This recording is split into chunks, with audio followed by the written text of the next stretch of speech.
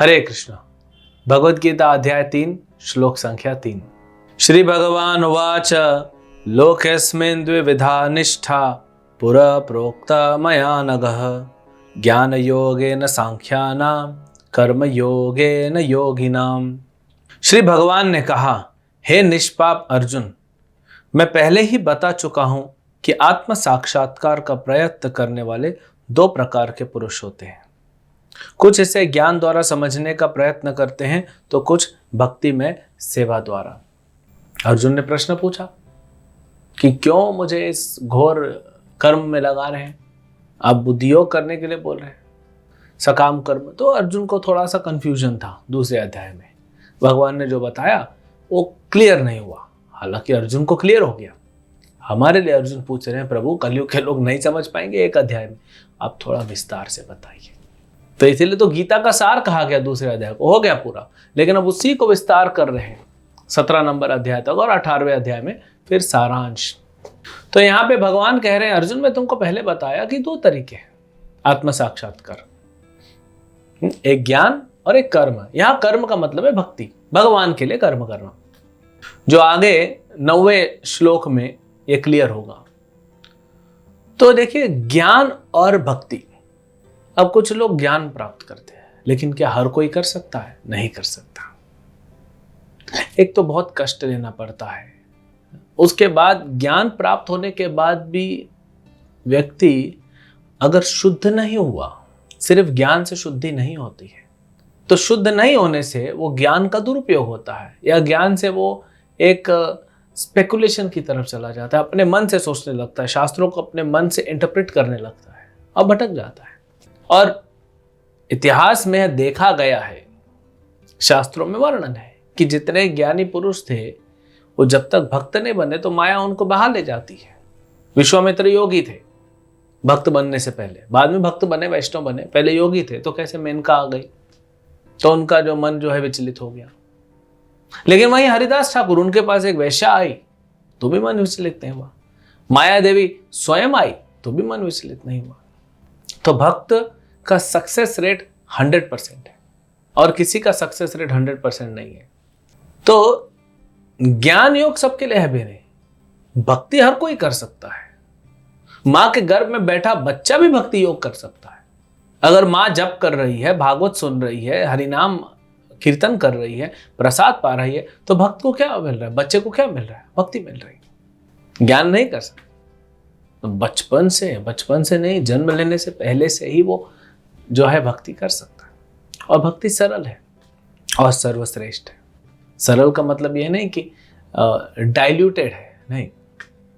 कलयुग के लिए भगवान ने स्पेशल बनाया। भक्ति पहले भी थी, लेकिन इसका प्रचार भगवान ने चैतन्य महाप्रभु के रूप में आके 500 साल पहले किया। क्योंकि न तो हम ज्ञान कर पाएंगे, न कर्म में ठीक से लग पाएंगे, न योग में ठीक से लग पाएंगे। तो भक्ति करो, नाम जप करो, गीता भागवत का श्रवण करो, पठन करो, भगवान को भोग लगा प्रसाद खाओ, सेवा करो, दूसरों को प्रचार करो, ये सब भक्ति योग है। अंत में क्या करना? अच्छा, योगी हो या ज्ञानी हो, अंत में क्या करना चाहता है? वह आत्म साक्षात्कार चाहता है। अगर आत्म साक्षात्कार नहीं हुआ तो फिर क्या फायदा हुआ हजारों साल बैठ के हिमालय में योगा करने का? और आत्म साक्षात्कार का अर्थ क्या होता है? कि मैं कौन हूं? मैं एक आत्मा हूं, यही आत्म साक्षात्कार है। तो अगर मैं आत्मा हूं तो कहां से आया हूं? परमात्मा से, भगवान से। तो भगवान से मेरा क्या संबंध है? मैं भगवान का दास हूं। जीवेर स्वरूप है कृष्ण नित्य दास। तो मैं भगवान का दास हूं, भगवान मेरे स्वामी हैं। तो मुझे क्या करना है? भगवान की सेवा करनी है। तो योगी को और ज्ञानी को इतना समय लगेगा, वही भक्त क्या करता है? तुरंत कर लेता है। क्योंकि ये इनडायरेक्ट प्रोसेस है योग का। पहले वो आत्म साक्षात्कार करेगा, फिर भगवान के बारे में जानेगा, फिर समझेगा, धीरे धीरे हजारों साल बीत जाएंगे, कुछ जन्म बीत जाएंगे। लेकिन भक्त क्या करेगा? ये भगवान है, ये मैं हूं, मुझे सेवा करने का, अलग अलग प्रकार की वो सेवाएं करने में लग जाएगा। तो डायरेक्ट प्रोसेस है। कलयुग में देखिए 60-70 साल उम्र भी नहीं है आजकल। तो इस छोटे से समय में, और उसमें भी संघर्ष इतना ज्यादा है, कहाँ योग करने जाएंगे? मन को पहले शांत करना पड़ेगा। यम, नियम, प्राणायाम, आसन, प्रत्याहार, ध्यान, धारणा, तब जाके समाधि। लेकिन भक्त भक्ति करके तुरंत समाधि के स्टेज पे पहुंच सकता है। एक जो है वो सीढ़ी पकड़ के ऊपर आना है, 100 मंजिल की बिल्डिंग है, और एक है भक्ति जो है, ये योग वगैरह जो है ये सीढ़ी पकड़ के चलना है। और भक्ति क्या है? लिफ्ट खोली, अंदर गए, 100 नंबर दबाया और सीधा आप अपने गंतव्य पे पहुंच जाएंगे। तो भगवान की भक्ति करते रहिए, सरल भी है, डायरेक्ट भी है और 100% रिजल्ट है। श्रीमद् भागवत में बताया गया कि अगर भक्ति करते करते चूक भी हो गई कुछ तो भी कोई टेंशन नहीं। भक्ति के मार्ग पे अगर आंख बंद करके भी कोई चलेगा नहीं, दौड़ेगा कहते हैं। भागवत कहता है आंख बंद करके भी भक्ति के पथ पे कोई दौड़ेगा तो गिरेगा नहीं। सक्सेस 100% है। हाँ, थोड़ा धैर्य रखना पड़ता है, चलना पड़ता है, क्योंकि हम भगवान से बहुत पीछे जा चुके हैं ना, इसीलिए चलने में थोड़ा टाइम लगेगा। स्पीड कर लेंगे तो जल्दी पहुंच जाएंगे, जितना ध्यान पूर्वक भक्ति करेंगे।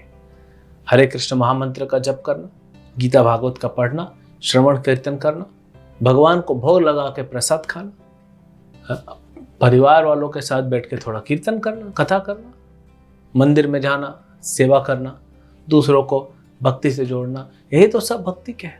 कितना सरल है, आपके जो जीवन को है वो डिस्टर्ब नहीं करता है। योग के लिए तो आपको बोलेंगे घर छोड़ के जाओ, हिमालय में जाएंगे? घर परिवार को लेके कैसे जाएंगे? कैसे छोटे छोटे बच्चों को लेके सबको छोड़ के हिमालय में जाएंगे? नहीं होगा। लेकिन भक्ति घर में रह के कर सकते हैं। पति पत्नी बच्चे माँ बाप सब घर में रह के सब भक्ति कर सकते हैं। कितना सरल भगवान बता रहे हैं। तो ये नहीं है कि भक्ति करना है तो कुछ नहीं करना है, जॉब नहीं करना, बिजनेस नहीं करना, युद्ध नहीं लड़ना अर्जुन को। आप अपना जॉब करिए, बिजनेस करिए, पढ़ाई करिए, लेकिन भक्ति करिए साथ में। इससे आपका जॉब, इसका पढ़ाई, आपका बिजनेस सब जो है वो क्या होगा? प्यूरिफाई होगा, शुद्धिकरण होगा। हृदय का शुद्धिकरण ही जीवन का हमारे उद्देश्य है। तो वो हम कैसे कर सकते हैं? भक्ति के द्वारा। सरल सुगम रास्ता है और 100% रिजल्ट देने वाला है। हरे कृष्णा।